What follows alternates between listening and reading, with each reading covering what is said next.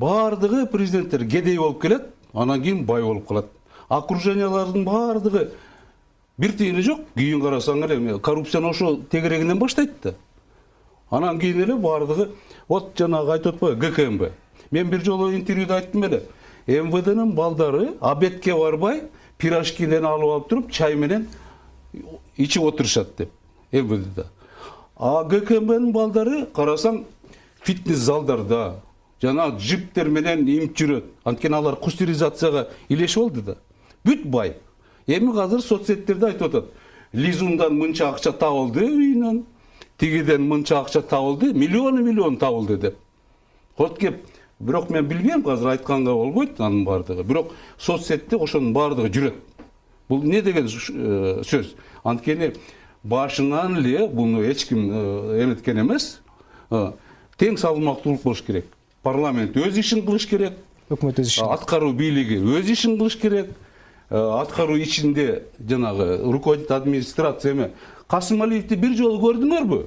Вертолет менен же самолет менен бир жак учуп барганын. Анткени бирөө менен президент учат, бирөө менен Ташиев учат. Эми Ташиев жок, азыр ошко тиги Ташиевдин вертолету менен учуп калды.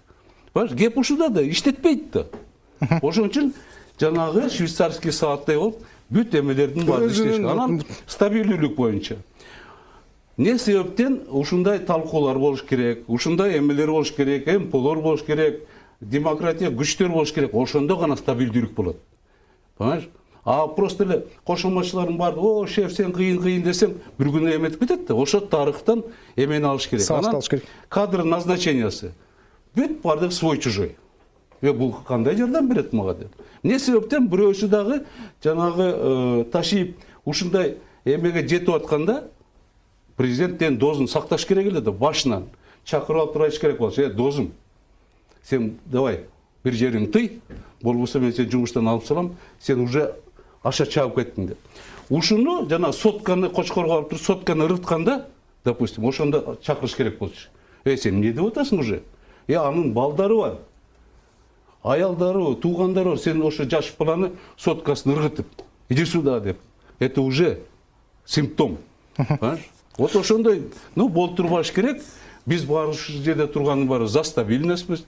Шайлоо жылы жакшы өтсүн.